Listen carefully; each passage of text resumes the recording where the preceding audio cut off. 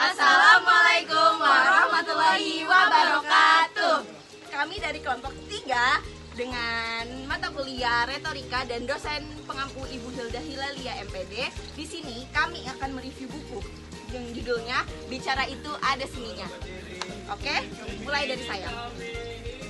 Di dalam bab yang pertama, penulis banyak memberikan tips mengenai cara berkomunikasi dengan cara dan teknik yang baik.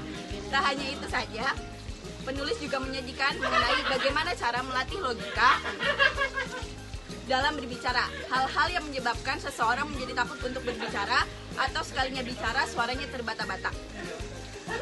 Suaranya kecil dan gemetar atau bahkan tidak mampu membalas lawan bicara. Di dalam ini, penulis mengajarkan kepada para pembaca untuk berlatih menyusun cerita supaya orang lain bisa tertarik dengan apa yang kita bicarakan dengan storytelling. Selain itu, ada juga hal yang menarik di dalam bab ini, yaitu mengenai pernyataan dari salah satu psikolog sekaligus pakar komunikasi yang berasal dari Amerika Serikat, yaitu Albert Mehrabian. Ia berbicara mengenai berbagai elemen komunikasi personal atau individu yang dijelaskan secara ringkas dan jelas di dalam bab ini. Selanjutnya akan dibacakan oleh oleh Nur Isnaini. Di dalam bab yang kedua, penulis memberikan beberapa rumus terapi komunikasi yang bisa ditiru atau diterapkan di dalam kehidupan sosial. Adapun hal yang cukup menarik di dalam bab ini adalah ketika penulis menjelaskan mengenai anjuran untuk berkomunikasi dengan orang-orang yang dicintai dan disayangi. Minimal 30 menit dalam sehari. Sebab komunikasi sendiri terletak pada kualitas bukan kuantitasnya. Oleh karena itu, di dalam bab ini penulis lebih memposisikan pembaca sebagai seorang pendengar yang baik untuk nantinya mulai menjadi seorang pembicara yang handal. Di dalam buku Bicara Itu Ada Seninya, penulis mengajarkan pada pembaca mengenai teknik berbicara yang bisa membuat seseorang mendengarkan apa yang kita bicarakan. Salah satu teknik rahasianya adalah dengan memberikan apa yang diperlukan oleh para pendengar dengan cara penyampaian storytelling dan hal-hal lainnya yang diungkapkan secara singkat, padat, dan jelas. Berikutnya akan dibacakan oleh Tiara Zahira. Di dalam bab ini, penulis menjelaskan bahwa berbicara adalah suatu hal yang perlu dilatih.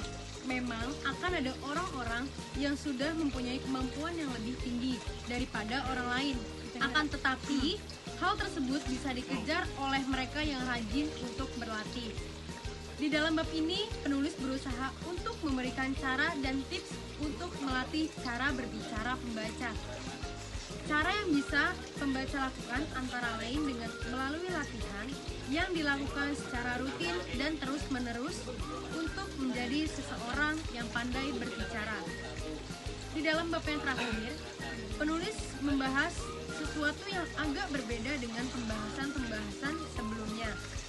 Di dalam bab ini, penulis memberikan contoh-contoh yang berasal dari tokoh dunia yang menjadikan cara bicara mereka sebagai sebuah dasar untuk mencapai keberhasilan mereka. Dalam memperoleh keberhasilannya, mereka hanya mengandalkan modal cara berbicara yang mereka miliki. Salah satu contoh yang disebutkan penulis di buku ini adalah Yoo Jae-suk, yaitu seorang komedian dan presenter yang berasal dari negara Korea Selatan.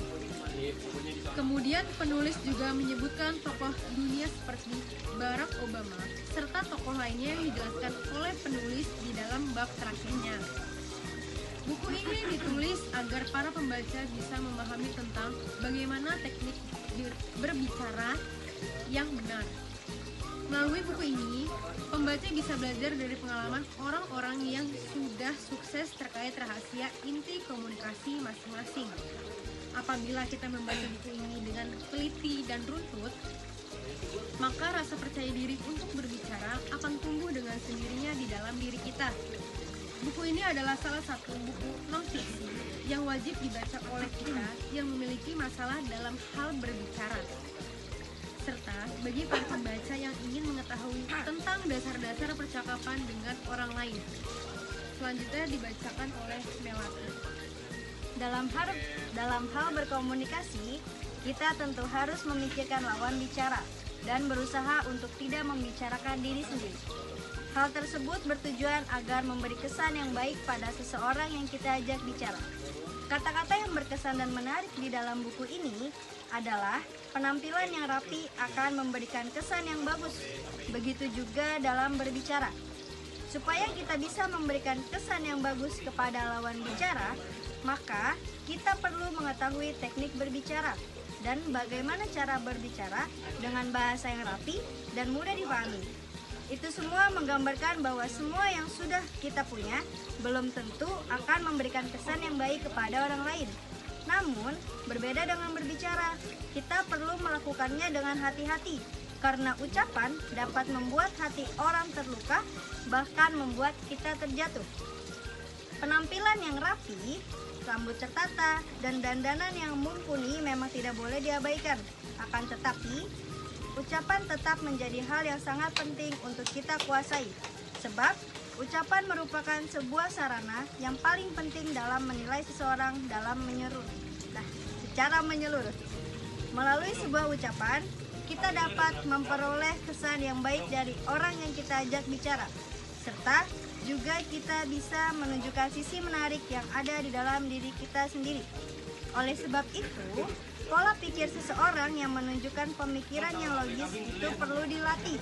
Sekarang ini, seseorang yang memiliki kemampuan untuk berbicara secara logis menjadi salah satu keunggulan tersendiri.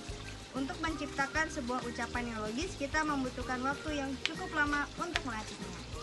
Sekian review buku dari kami. Kurang lebihnya mohon maaf. Wabillahi taufik wal hidayah. Wassalamualaikum warahmatullahi wabarakatuh. Dadah. Bukunya ya. Bukunya ya, jangan lupa beli guys di Gramedia.